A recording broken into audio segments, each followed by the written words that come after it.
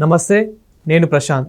తెలంగాణ ఆర్థిక పరిస్థితి ఇప్పుడేం బాగాలేదు, కుప్పకూలిపోయింది అంటూ ఈటెల గారు అయితే కొన్ని వ్యాఖ్యలు చేయడం జరిగింది. దీని అంతటికి కారణం రేవంత్ రెడ్డి గారు, అదేవిధంగా కేసీఆర్ గారి ఇద్దరి మధ్యలో ఏదైతే విభేదాలు ఉన్నాయో అవే అని చెప్పేసి అయితే కొన్ని వ్యాఖ్యలు చేయడం జరిగింది.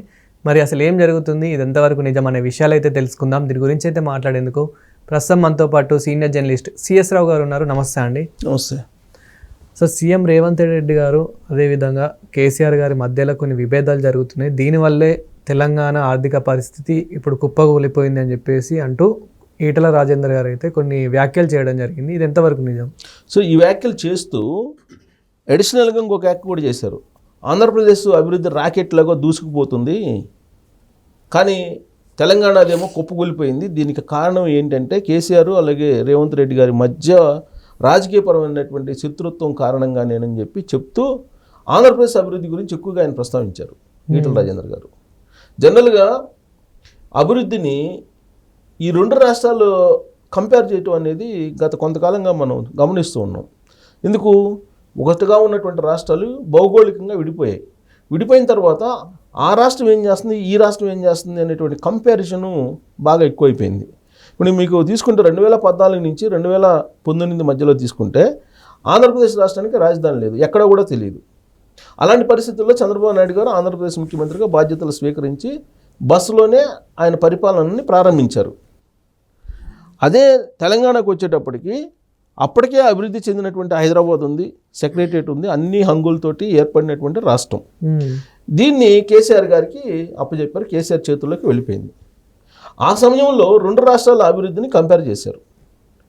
అంత సంక్లిష్ట పరిస్థితుల్లో కూడా చంద్రబాబు నాయుడు గారు ఆంధ్రప్రదేశ్ని గాడిలో పెట్టారు, రాజధాని లేకపోయినప్పటికీ కూడా అనేటువంటి విషయాన్ని ఈటెల గారు చెప్పారు.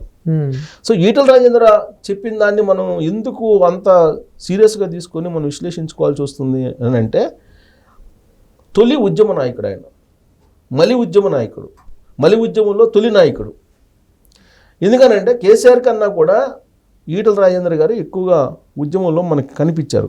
కేసీఆర్ గారు తెర వెనుక ఉన్నారు, కానీ తెర ముందు ఆయన ఏమీ ఎప్పుడు కనిపించలేదు. తెర వెనుక రాజకీయ వ్యూహాలు లేదంటే ఇతరత్ర వ్యూహాలు రచించేవాళ్ళు. కానీ ఈటెల రాజేంద్ర తెలంగాణ ఉద్యమంలో అసెంబ్లీ వేదికగా, అసెంబ్లీ బయట కొట్లాడినటువంటి లీడర్ ఆయన. పైగా తెలంగాణకి మొదటి నుంచి ఆయన తెలంగాణ వాదాన్ని నరనరాన్ని జీర్ణించుకున్నటువంటి లీడర్. ఇంకా కేసీఆర్ గారే అసెంబ్లీలో అనేక సందర్భాల్లో తెలంగాణ విడిపోవడాన్ని ఇష్టం లేకుండా యునైటెడ్ ఆంధ్రప్రదేశ్ ఉండాలని చెప్పి అసెంబ్లీలో చెప్పారు ఆయన. 2001కి ముందు అసెంబ్లీలోనే రాష్ట్రం విడిపోకుండా కలిసి ఉండాలి అని చెప్పి ఆయనే ప్రసంగించారు. కలిసి లేకపోతే నష్టపోతాం అని చెప్పి ఆయనే చెప్పినటువంటి స్పీచ్లు కూడా ఉన్నాయి 2001కి ముందు. 2001 తర్వాత ఆయనకి మంత్రి పదవి ఇవ్వలేదు చంద్రబాబు నాయుడు గారు. దాంతో ఆయన క్యాబినెట్లో అవకాశం లేదు కాబట్టి డిప్యూటీ స్పీకర్గా ఇస్తామన్నారని చెప్పి అది ఇష్టం లేక ఆయన సొంతగా టీఆర్ఎస్ పార్టీ పెట్టుకుని తెలంగాణ వాదాన్ని ఎత్తుకున్నారు. కానీ ఈటెల అలా కాదు. ఈటెల మొదటి నుంచి తెలంగాణ వాదం కోసం, తెలంగాణ రాష్ట్రం కావాలి, స్వయం పరిపాలన కావాలని చెప్పేసి నమ్మినటువంటి లీడర్లో ఆయన ప్రథముడు. సో కాబట్టి ఆయన చేసినటువంటి వ్యాఖ్యలను ఇప్పుడు మనం విశ్లేషించుకోవాల్సి వస్తుంది. ఆయన ఏమంటారు, ఇప్పుడు ఏమీ లేనటువంటి రాజధాని లేనటువంటి రాష్ట్రం ఏర్పడిన ఆంధ్రప్రదేశ్ అభివృద్ధి పదాన్ని నడుస్తుంది, తెలంగాణనేమో కుప్పకూలిపోయింది అని చెప్పి అంటున్నారు. మిగులు బడ్జెట్తో ఏర్పడినటువంటి రాష్ట్రం తెలంగాణ, లోటు బడ్జెట్తో ఏర్పడిన రాష్ట్రం ఆంధ్రప్రదేశ్. మరి తెలంగాణలో 10 ఏళ్ల పాటు కేసీఆర్ గారు పరిపాలన సాగించారు.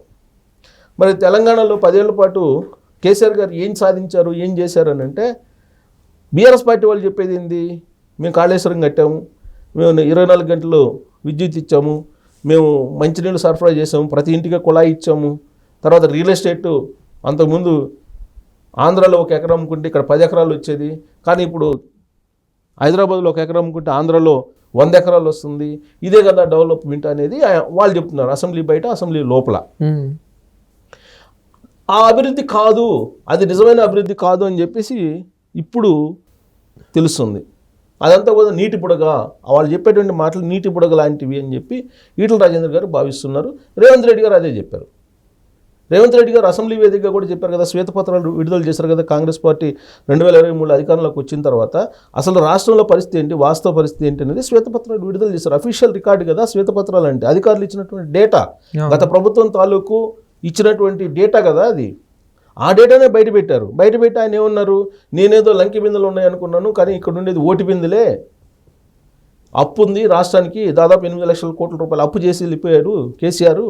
ఇలాంటి పరిస్థితుల్లో ఇప్పుడు వచ్చేటువంటి రెవెన్యూ ఉద్యోగులకి జీతాలు, బత్యాలు, పెన్షన్లు ఇవ్వడానికి కూడా నానా తంటాలు పడుతున్నాను, 1వ తారీఖు జీతం ఇవ్వడానికే నేను ఇబ్బంది పడుతున్నాను, ఇక నా అభివృద్ధి నేనేం చేయాలి అని చెప్పి ఆయన ఈ మధ్యకాలంలో కామెంట్ చేస్తే దాన్ని తెలంగాణని కించపరుస్తున్నాడు రేవంత్ రెడ్డి.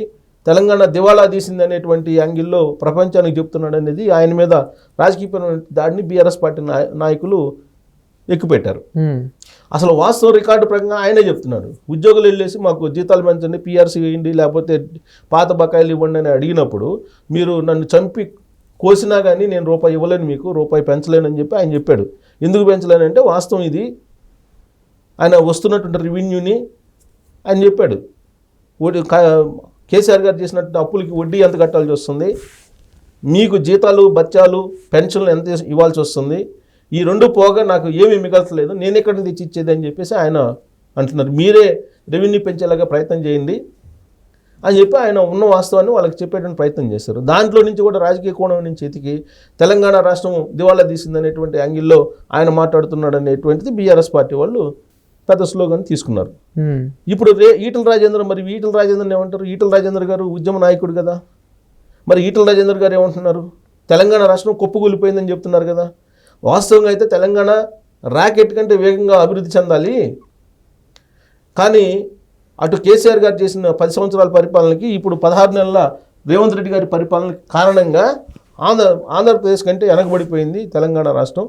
ఆంధ్రప్రదేశ్లో అభివృద్ధి జరుగుతుంది, అక్కడ అమరావతి నిర్మాణం జరుగుతుంది, రాజధాని నిర్మాణం చేస్తున్నారు, దాంతోపాటు సంక్షేమ పథకాలను అమలు చేస్తూ ఉన్నారు, కేంద్రంతో సఖ్యతగా ఉండి వాళ్ళు ఫండ్స్ తీసుకొచ్చుకుంటున్నారు. మరి తెలంగాణ రాష్ట్రం ఎందుకు చేయలేకపోయింది అని అంటే, ఇటు ప్రతిపక్షానికి అధికార పక్షానికి మధ్య ఒక రాజకీయపరమైన శత్రుత్వం పెరిగిపోయింది. ప్రత్యేకించి కేసీఆర్ గారు అలాగే రేవంత్ రెడ్డి గారు వాళ్ళు రాజకీయ ప్రత్యర్థుల్లాగా కాకుండా రాజకీయ శత్రువుల్లాగా మారిపోయారు. రేవంత్ రెడ్డి గారు ఒకటి చెప్తుంటే అసలు ఆయన అసెంబ్లీకే రావట్లేదు వినడానికి కూడా. 10 ఏళ్ల పరిపాలన చేసినటువంటి ఆయన అసలు ఏం జరిగిందని చెప్పాలి బాధ్యత అసెంబ్లీలో ప్రతిపక్ష నాయకుడిగా కేసీఆర్ గారికి ఉంది. కేసీఆర్ గారు అసలు అసెంబ్లీకే రావట్లేదు, మరి అంతకన్నా నామూషి ఏముంది తెలంగాణ సమాజానికి అని చెప్పి ఈటల రాజేంద్ర గారు ప్రశ్నిస్తూ ఉన్నారు. సో కాబట్టి ఈటల రాజేంద్ర గారు చేసినటువంటి వ్యాఖ్యలను మనం తీసుకుంటే కనుక కేవలం రాజకీయపరమైనటువంటి శత్రుత్వం, రాజకీయపరమైనటువంటి వైరుధ్యాలు వ్యక్తిగతంగా వీళ్ళిద్దరికి ఉండడం కారణంగానే తెలంగాణ రాష్ట్రం వెనకబడిపోతుంది అనేటువంటి అభిప్రాయంతో ఆయన ఉన్నారు. సరే, ఆయన బీజేపీ నాయకుడు ప్రస్తుతం. ఆయన ఏమంటాడు, అసలు మీరు కాంగ్రెస్ వద్దు, బీఆర్ఎస్ పార్టీ వద్దు, మీరు బీజేపీకి అవకాశం ఇవ్వండి, తెలంగాణ రాష్ట్రాన్ని మేము అభివృద్ధి చేసి చూపిస్తామని చెప్పి ఆయన చెబుతున్నారు. సరే, ఆయన యాంగిల్ పొలిటికల్గా ఆయన చెప్పొచ్చు, కానీ 10 ఏళ్ల పాటు పరిపాలన చేసినటువంటి కేసీఆర్ గారు 8 లక్షల కోట్ల రూపాయలు అప్పు చేశారా లేదా అని అంటే 8 లక్షలు లేదు 5 లక్షలు అంటారు. సరే, 5 లక్షల కోట్లు ఎందుకు చేశారా అని అంటే అభివృద్ధి కోసం చేసామని అంటారు. మరి అభివృద్ధి చేసినప్పుడు దానికి తగిన రెవెన్యూ కనిపించాలి కదా, రెవెన్యూ ఏది మరి, అది లేదని చెప్పి రేవంత్ రెడ్డి గారు చెప్తున్నారు. సో కాబట్టి ఇది నీటి బుడగ లాంటిది. ఇప్పుడు కూకాపేటలో 100 కోట్ల రూపాయలు ఎకరా అని చెప్పాడు, మరి ఇప్పుడు రేట్ ఏది 100 కోట్లు, అది ఆర్టిఫిషియల్ క్రియేట్ చేశారు అలా. తర్వాత హై రైజెస్ బిల్డింగ్స్ పర్మిషన్ ఇచ్చారు, దానికి కింద అండర్ గ్రౌండ్ డ్రైనేజీ సిస్టమ్ లేకుండా నువ్వు 68 అంతస్తుల హై రైజెస్ బిల్డింగ్ ఇస్తే ట్రాఫిక్ ఏంటి, వర్షం వస్తే సిటీ పరిస్థితి ఏంటి, ఇవన్నీ రేవంత్ రెడ్డి గారు అడుగుతున్నారు. అంటే కేసీఆర్ గారు ఇంజనీర్లని పట్టించుకోలేదు, టౌన్ ప్లానింగ్ని పట్టించుకోలేదు, వ్యవస్థలను పట్టించుకోలేదు, ఆయనకు ఆలోచన ఏదొస్తే అది చేసుకుంటూ వెళ్ళిపోయారు. దాని ఫలితంగానే ఇప్పుడు తెలంగాణ రాష్ట్రం అనుభవిస్తుంది. ఇప్పుడు కాళేశ్వరం ప్రాజెక్ట్ ఉంది, అది ఎందుకు పనికిరాదని చెప్పి రేవంత్ రెడ్డి గారు చెప్తున్నారు. నీకు చేత కాదు దాన్ని ఉపయోగించుకోవడం అని చెప్పి బీఆర్ఎస్ పార్టీ చెప్తుంది. మరి దాని మీద ఎంక్వైరీ చేశారు కదా, దాని మీద నిపుణుల కమిటీ వచ్చింది కదా, దాని మీద కేంద్ర ప్రభుత్వం నిపుణులు వేస్తే నిపుణులు కూడా ఏం చెప్తున్నారు, అది నీళ్లు నింపితే పగిలిపోద్ది, కొట్టుకోకపోద్దని చెప్తున్నారు కదా. మరి లక్షల కోట్ల రూపాయలు పెట్టి నువ్వు కట్టిన ప్రాజెక్టు యూటిలైజేషన్లో రాకపోతే ఇంకంతకన్నా రాష్ట్రానికి నష్టం ఏముంది, భయంకరమైన నష్టం కదా అది. మరి ఏం అభివృద్ధి చేశారు అని చెప్పి కాంగ్రెస్ పార్టీ అడుగుతుంది. ఇప్పుడు ఈటల రాజేందర్ గారు అడుగుతున్నారు. సో ఈటల రాజేందర్ గారు మరి ఈ 2 రాష్ట్రాలను గమనిస్తున్నారు. గతంలో ఏ విధంగా అయితే కేసీఆర్ గారు ఆంధ్రప్రదేశ్ తోటి కంపేర్ చేసి అమరావతి ప్రాజెక్ట్ అక్కడ కూలిపోయింది మనం బాగున్నాం అని చెప్పి సంకలు గుద్దుకున్నాడు, ఇప్పుడు ఈటల రాజేందర్ గారు అసలు విషయాన్ని చెప్తున్నారు.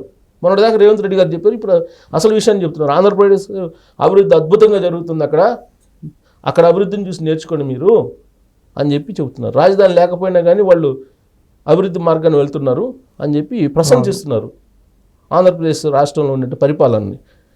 ఎవరు? ఈటల రాజేందర్ గారు. జనరల్గా ఈటల రాజేందర్ గారు ప్రశంసించారు చంద్రబాబు నాయుడు గారి పరిపాలనని, కానీ ఆయనే ప్రశంసిస్తున్నారు ఇప్పుడు.